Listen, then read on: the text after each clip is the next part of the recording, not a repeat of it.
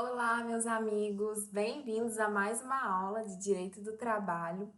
Hoje vamos dar continuidade à nossa aula de relação de emprego. Nós vamos conhecer as características da pessoalidade, da onerosidade, do que é pessoa física, o que é não eventualidade, de todos os elementos fáticos jurídicos que configuram a relação de emprego. Na próxima aula, nós vamos tratar de empregador. Depois, nós vamos fazer alguns exercícios, igual eu tenho falado, né, nos últimos vídeos, exercícios que vai entrar todos os temas que vimos até hoje, tanto fontes quanto princípios, artigo 7º, relação de emprego, vai entrar também na próxima aula, né, empregador. E aí, depois a gente entra em contratos de trabalho. Eu tinha falado na última aula que a gente ia tratar de cada tipo de empregado, né? Trabalhador, na verdade. Trataríamos do estagiário, do trabalhador avulso, do trabalhador eventual, do empregado rural. Trataríamos de um a um. Nós ainda vamos fazer isso. Eu vou gravar vídeos só de estágio, só de aprendiz, só de avulso. Só que nós vamos priorizar agora temas mais importantes. Depois, ó, o mais importante é o empregado. Porque tudo, ó, o contrato de trabalho vai ser em relação ao empregado, tudo vai ser em relação ao empregado. Esses outros tipos de relação de trabalho, né, esses outros tipos de trabalhadores, eles são importantes também, só que tem uns que têm a lei específica, por exemplo, o estágio tem a lei do estágio, o empregado doméstico tem a lei complementar dele. Então, ele sai mais já da CLT. Então, nós vamos tratar, mas estamos priorizando assuntos que estão dentro da CLT e que caem bastante em concursos, para que também, se você for um aluno, você tenha um apoio, né? Para complementar a aula que você está tendo, ou tirar alguma dúvida, esclarecer alguma parte. Então, tudo isso que eu tenho falado vai sim ser tratado, mas de forma depois detalhada, mas depois dos assuntos mais importantes, e como eu não tenho gravado tantos vídeos com muita frequência, por isso que vai demorar um pouquinho. Então, aqui vamos trazer os principais tópicos do tema Direito do Trabalho. Sou Cíntia, eu tenho especialização em Direito do Trabalho e Previdenciário, e eu aqui quero fazer com que você aprenda um pouquinho mais sobre o tema, de acordo com o que cai em concurso, em provas, e também um pouquinho com a prática. Se você gostar desse vídeo, curta ele e se inscreva no meu canal se você ainda não fez isso. Então, vamos ver o que é, lembrar a última aula, né? O que é relação de emprego.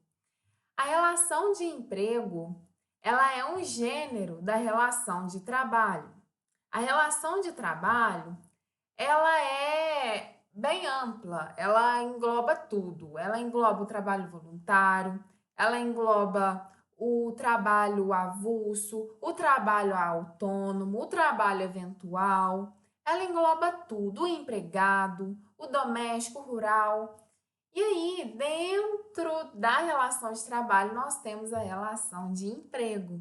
O artigo 3º da CLT define empregado da seguinte maneira: considera-se empregado toda pessoa física que prestar serviços de natureza não eventual a quem? A empregador. Então, o empregador, nós vamos ver na aula de empregador que tomador de serviço, no geral, é aquele que tem um serviço prestado para ele. Não necessariamente o tomador de serviço vai ser empregador. O que vai fazer um tomador de serviço sem empregador? É ele ter um empregado.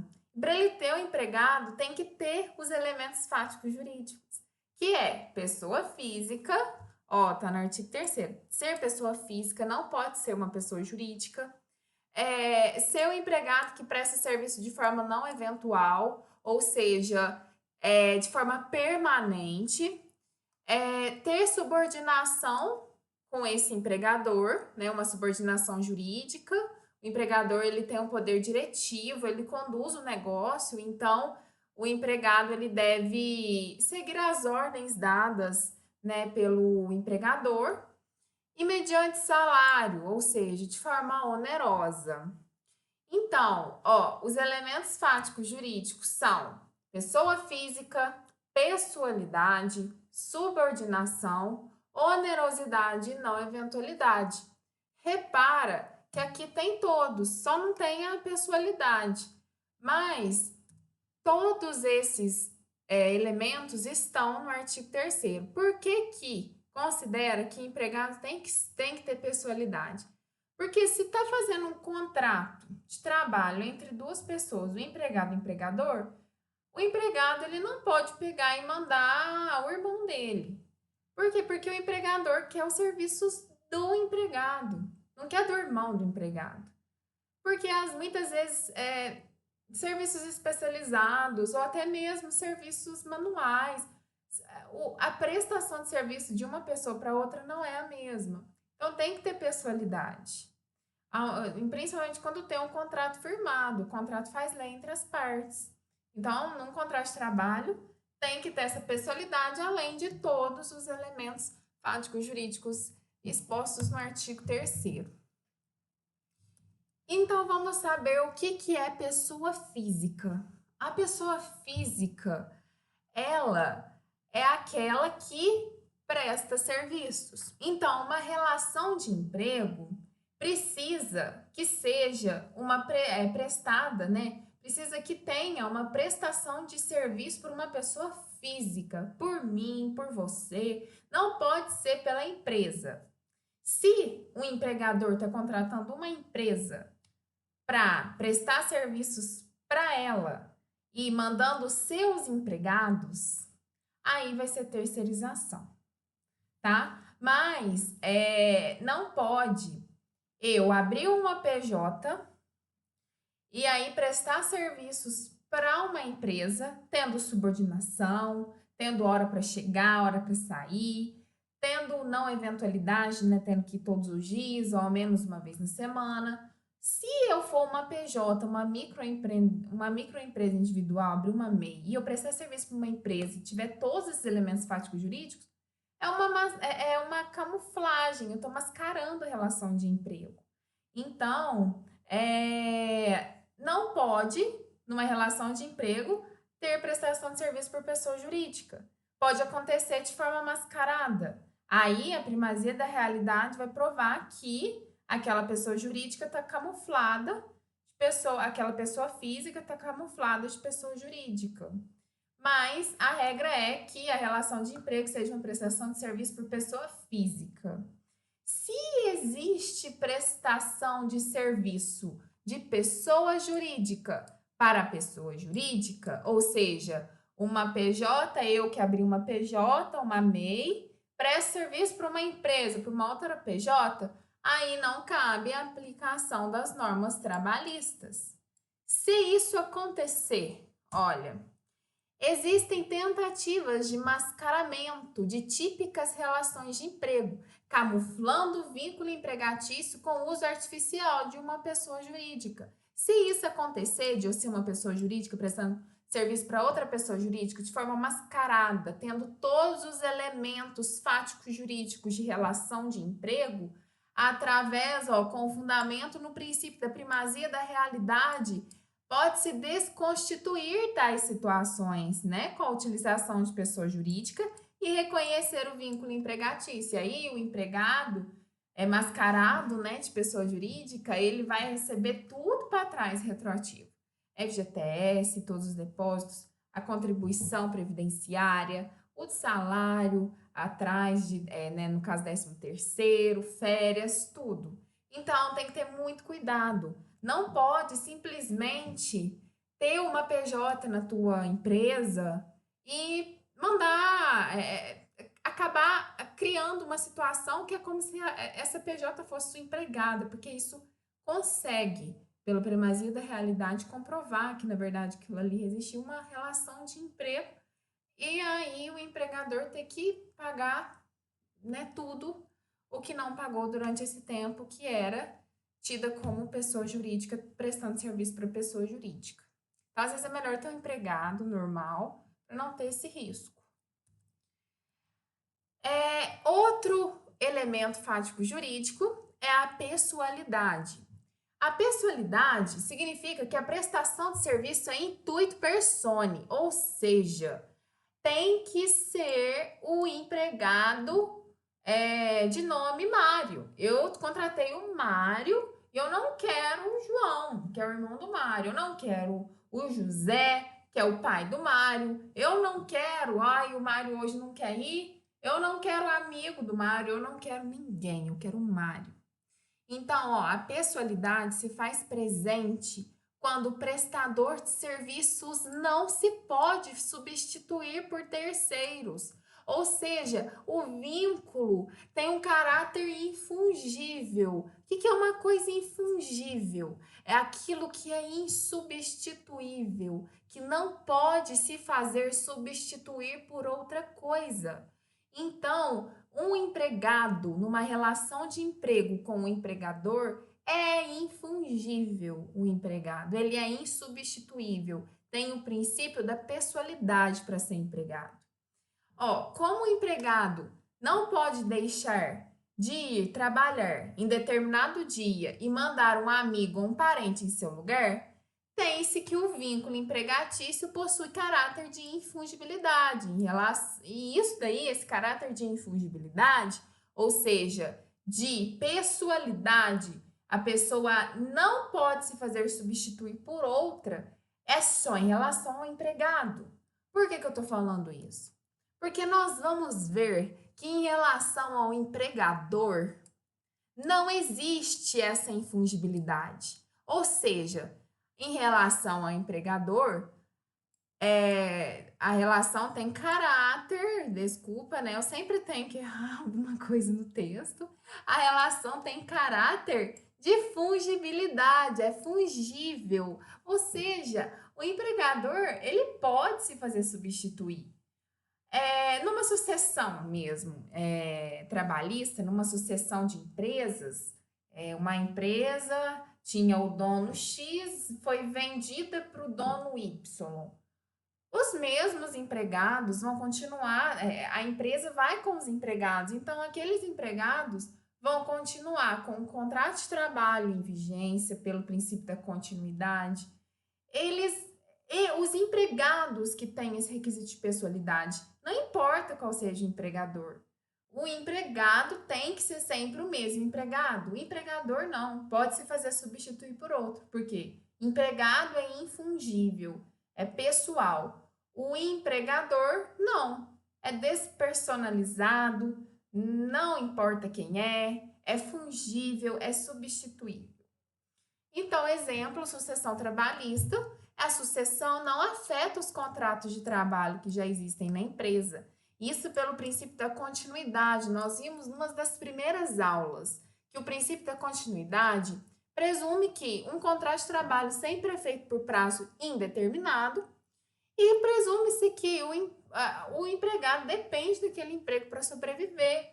Então, ele nunca que vai querer sair daquele emprego, ele nunca que vai abandonar o emprego. Então, o ônus de provar que a relação de trabalho acabou, que teve um abandono de emprego, é sempre do empregador. Existe uma súmula até que fala sobre isso, e nessa aula de princípios eu apresentei essa súmula. Então, olha aqui o artigo 448 da CLT que fala que a mudança na propriedade ou na estrutura jurídica da empresa não afetará os contratos de trabalho dos respectivos empregados. Então, essas mudanças, vendas, sucessões, não afetam os contratos de trabalho dos respectivos empregados. Por quê? Porque empregador é fungível, ele pode se fazer substituir, ele se faz substituível. Já o empregado não, ele é insubstituível, tem o elemento fático jurídico pessoalidade e ele é infungível, ou seja, tem que ser aquele empregado. Então, aqui, empregado, ele é infungível, né? Princípio da infungibilidade, né? Pessoalidade, a prestação de serviço é intuito persone. E já o empregador é o princípio da fungibilidade, ou seja, se substitui. Sendo o mesmo empregado, não importa quem seja o empregador. Subordinação, outro elemento fático jurídico. A subordinação ela é configurada quando o empregador, que tem o poder diretivo sobre o trabalho do empregado, ou seja, ele quem dá as coordenadas, ele é quem dá as ordens, ele é quem fala o que ele precisa que faça, qual é a hora de chegar, a hora de sair, se precisa usar uniforme, se não precisa. Esse poder diretivo é do empregador. Ele não pode ser abusivo, tá? Nenhum dos poderes do empregador pode ser abusivo, ilimitado. Tudo tem um limite. Mas a subordinação é configurada quando o empregador dirige a atividade, coordena, fiscaliza a prestação de serviços executados pelo empregado. Então, isso configura a subordinação jurídica. Ou seja, a subordinação, ela vem mediante, ela existe porque existe um contrato de trabalho lá firmado. Então, se eu contrato uma pessoa para trabalhar para mim, existe uma subordinação jurídica simplesmente estabelecida pela lei ali, pelo contrato, né? Mas, antes, falava-se a doutrina que também existia a subordinação técnica e a subordinação financeira. E isso daí caiu por terra. Só um momento, que eu quero pegar uma coisa para ler para vocês. Mas isso daí caiu por terra quando Só um momento. Eu tinha deixado aqui preparado para falar para vocês. Ah, tá aqui. Então, isso daí caiu por terra quando, por exemplo, não concordam comigo que se eu contrato, se eu sou dona de uma escola, né? Tenho uma escola, e eu contrato um professor um médico para dar aula de biologia, vocês não concordam comigo que a subordinação técnica ela não existe ali? Porque entende-se que na subordinação técnica o empregador sabe mais que o empregado. Ele sabe mais da técnica da prestação de serviço que vai ali ser prestada, né? De serviço que vai ser prestado. Mas, no caso, eu sou uma dona de escola, uma professora, vamos dizer, né? Às vezes, formada em pedagogia, contratei para dar aula de biologia um médico. Eu não sei mais que o médico sabe muito mais do que eu. Então, não existe ali uma subordinação técnica, existe somente uma subordinação jurídica. A mesma coisa na subordinação, eu quero ver se é esse mesmo termo, subordinação financeira, né, econômica. O médico pode ter muito mais dinheiro do que eu. Às vezes uma faculdade contrata um juiz para dar aula. O juiz tem menos dinheiro que a faculdade, muitas vezes o juiz ganha muito mais. O Neymar é contratado em algum lugar para dar aula de alguma coisa. Então, assim, essa subordinação técnica e econômica, financeira, muitas vezes ela não existe, né? Então, a subordinação jurídica, sim, ela é a que existe. Subordinação jurídica por quê? Porque teve um contrato de trabalho firmado ali e o empregado, ele é subordinado juridicamente ao empregador por causa da lei que está ali regendo o contrato de trabalho dele. Nada mais além disso, tá? Então, é isso. Então, olha só. O artigo 6º da CLT fala que não se distingue entre o trabalho realizado no estabelecimento do empregador e o executado no domicílio do empregador e o realizado à distância, desde que estejam caracterizados os pressupostos da relação de emprego. Ou seja, não importa se o trabalho é realizado lá na empresa, em casa, em teletrabalho ou à distância, não importa. Se estiver caracterizados os pressupostos da relação de emprego, que é pessoalidade, pessoa física, habitualidade ou não eventualidade, onerosidade e subordinação, vai ter relação de emprego, independentemente se é presencial, trabalho ou à distância. E o parágrafo único fala que os meios telemáticos informatizados de comando, ou seja, um telefone para receber ordens, se você estiver em teletrabalho, os meios telemáticos informatizados de comando, de controle e de supervisão se equiparam para fins de subordinação jurídica aos meios pessoais diretos de comando, controle e supervisão do trabalho alheio. Ou seja, se eu presto serviço da minha casa, o meio como o meu empregador me comanda, me supervisiona, é totalmente igual se eu estivesse dentro da empresa. Então, isso daí é subordinação jurídica do mesmo jeito, mesmo eu estando em casa trabalhando. Igual fala o CAPT, se tiver caracterizado todos os pressupostos da relação de emprego, eu vou ser empregado mesmo trabalhando de casa. E agora, nessa pandemia, isso está bem evidente. Muitas empresas, a fim de protegerem seus empregados, elas colocaram seus empregados para trabalharem em casa. E isso não fez com que o contrato de trabalho se desconfigurasse. Se continuou tendo todos os pressupostos de relação de emprego, continua sendo empregado mesmo sendo à distância. E isso daí significa que lá na frente a gente vai ver que existem os elementos essenciais da relação de emprego e os não essenciais. Local de prestação de serviço não é essencial. Então, não importa onde você está. O que importa é se os elementos essenciais estão presentes ali, que é o que nós estamos conhecendo aqui agora. Gente, eu vou dar uma pausa, porque vai ter ainda exercício. E aí, para o vídeo não ficar tão grande, eu vou pausar para fazer uma parte 2 e a gente terminar, tá bom? Então, vá para o meu vídeo 2 para a gente continuar a tratar de todas as características desses elementos fáticos jurídicos da relação de emprego. Tchau, tchau. Até mais.